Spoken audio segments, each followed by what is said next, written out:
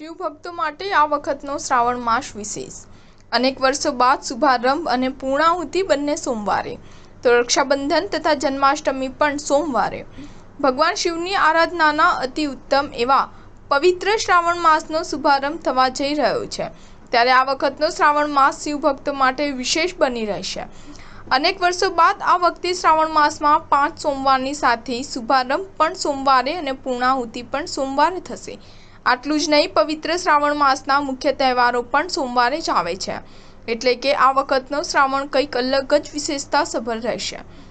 દેશના પ્રથમ જ્યોતિર્લિંગ સોમનાથ મહાદેવ મંદિર ખાતે પવિત્ર શ્રાવણ માસમાં શિવ ભક્તોનો જાણે માનવ મહાસાગર છલકતો હોય તેવા દ્રશ્યો સર્જાય છે. શિવજીના પ્રિય પવિત્ર શ્રાવણ માસમાં શિવ ભક્તો ભક્તિમાં લીન બની જાય છે. ભોળાનાથ શંકરને સમર્પિત શ્રાવણ મહિનાનું હિન્દુ ધર્મમાં ખૂબ જ મહત્વ છે. શ્રાવણને ભક્તિ અને આસ્થાનો મહિનો ગણવામાં આવે છે. શ્રાવણ મહિનાની શરૂઆતથી જ ચાતુર્માસ પણ શરૂ થાય છે. ચાતુર્માસ 4 મહિના સુધી ચાલે છે. જોકે શ્રાવણ મહિનાનું સૌથી વધારે મહત્વ હોય છે. ભારતમાં શ્રાવણ મહિનો 2 અલગ-અલગ સમય પર ચાલુ થાય છે. એટલે કે ઉત્તર ભારતમાં શ્રાવણ મહિનો ગુજરાતી કેલેન્ડર કરતાં 15 દિવસ પહેલા શરૂ થાય છે.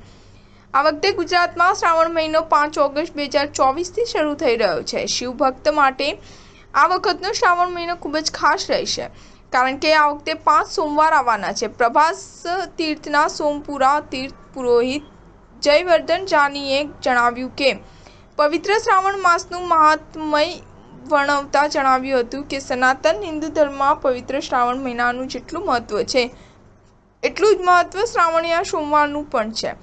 શિવજીની આરાધના માટે પણ સોમવાર ખાસ મહત્વપૂર્ણ ગણાય છે, જેના પગલે શિવ ભક્તો સોમવારે ઉપવાસ રાખીને શિવજીની પૂજા અર્ચના કરતા હોય છે. આ વખતે શ્રાવણ મહિનો વધારે ખાસ છે. સ્ટાર ન્યૂઝ 7 હંમેશા સચ્ચાઈની સાથે.